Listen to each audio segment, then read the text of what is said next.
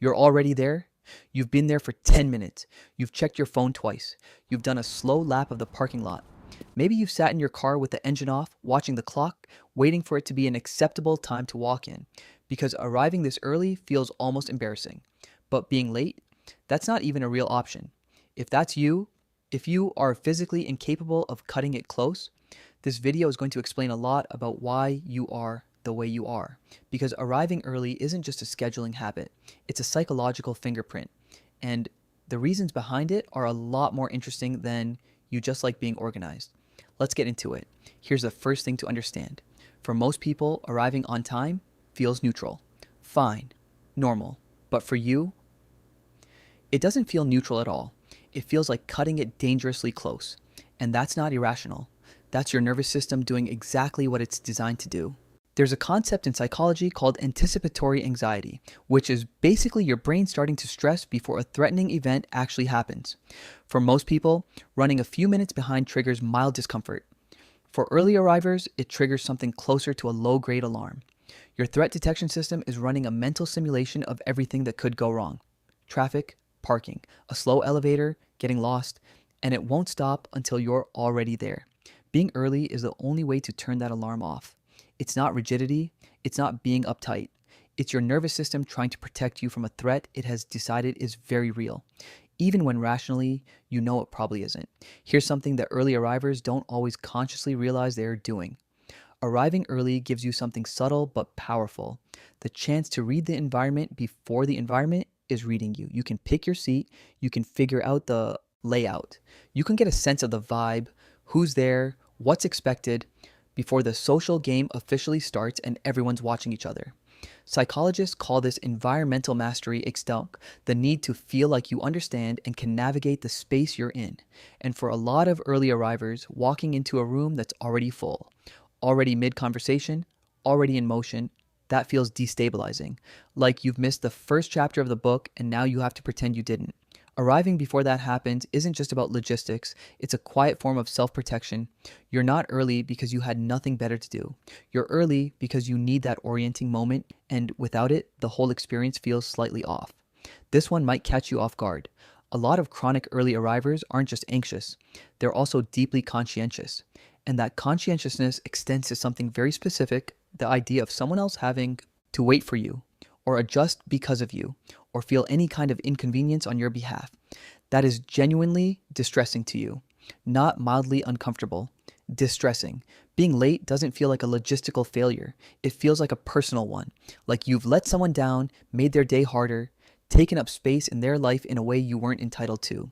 Psychologists link this to a trait called responsibility sensitivity, a heightened, sometimes hypervigilant awareness of how your actions affect the emotional experience of other people. People high in this trait don't just care about being on time in the abstract, they're running a continuous background calculation of, what does my behavior cost the people around me? Being early isn't just self-management. For you, it's also an act of consideration, one you can't really turn off, even when you'd like to. Psychologist Philip Zimbardo spent decades researching something called time perspective, the idea that people don't just experience time differently in terms of speed, but in terms of what time fundamentally is. And what he found is that people fall into broad camps. Some people are mostly past-oriented. They live in memory and reflection. Some are present-oriented. They're in the moment, less worried about what's coming. And some are strongly future-oriented, always planning, anticipating, preparing. Chronic early arrivers tend to be very future-oriented. And for future-oriented people, time doesn't gently pass, it depletes. Every minute you don't have accounted for is a minute that could turn into a problem. Every unplanned gap is a potential point of failure. This makes you genuinely good at things like planning, anticipating needs, and not being caught off guard. But it also means you tend to overestimate how long things take, catastrophize about what could go wrong on the way, and feel like you're losing something when you're not 15 minutes ahead of schedule. The buffer isn't optional for you. It's not even really a choice. It's a necessity, because without it, you feel like you're already behind before you've even started. There's a distinction in psychology between guilt and shame that's worth understanding here. Guilt says, I did something bad. Shame says, I am something bad. Guilt is uncomfortable, but it's manageable. You made a mistake, you feel bad about it, you fix it and move on. Shame is different. Shame attacks your identity, who you are as a person, not just what you did in that moment. For a lot of chronic early arrivers, lateness triggers shame, not guilt. It's not, oops, I was late. It's, I'm the kind of person who makes people wait, who can't be trusted, who doesn't care enough to get there on time. Even if they know rationally that it's not that deep, it still feels that deep. So the 10-minute buffer isn't just about logistics, it's about something more important: maintaining a self concept. Being early is proof to yourself that you are reliable, that you are considerate, that you are the kind of person you're trying to be. It's identity protection disguised as a scheduling habit.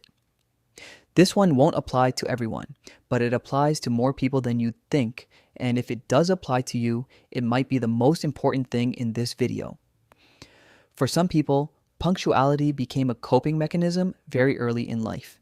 Maybe you grew up in an environment that felt unpredictable, where you couldn't always count on things being stable or safe, and being reliable, being where you said you'd be, being on time, became a way to feel like you had control over something, a way to feel like you were doing things right even when other things felt wrong.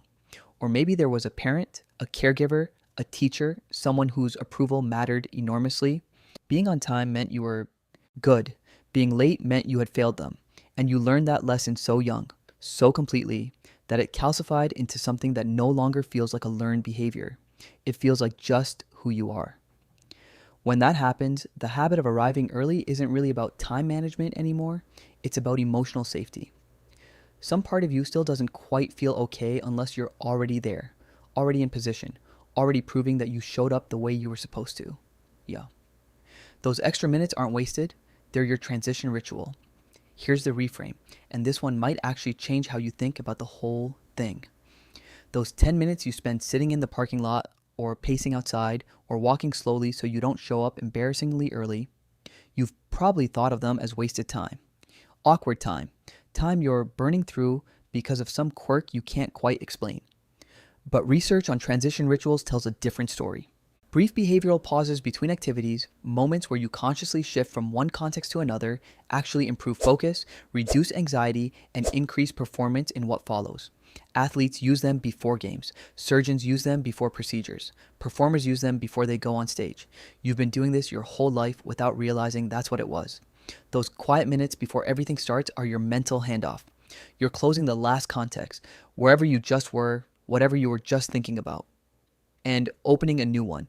You're preparing, not just physically, but psychologically. You're not neurotic for needing that time. You're not weird for showing up before anyone else. You've accidentally stumbled onto one of the most useful psychological tools that exists, and you've been using it consistently for years. The only thing you were missing was knowing what to call it. So, if you always arrive early, it's not a quirk. It's a whole psychological profile. It's a nervous system that takes threat seriously. It's a need to orient yourself before the world is looking at you. It's a deep sense of responsibility for the people around you. It's a relationship with time that runs on scarcity, not abundance. It's an identity you protect. And sometimes, it's the echo of something you learned a long time ago about what it meant to be reliable, to be safe, to be the kind of person worth showing up for. And those 10 minutes you spend standing outside pretending to check your phone, you're not killing time. You're doing a transition ritual. You can feel good about that now. If this one resonated, share it with the people in your life who are always exactly on time, always a little late, and have never once understood why this matters so much to you. They'll probably still be late, but at least now they'll know why you're already there. I'll see you in the next one.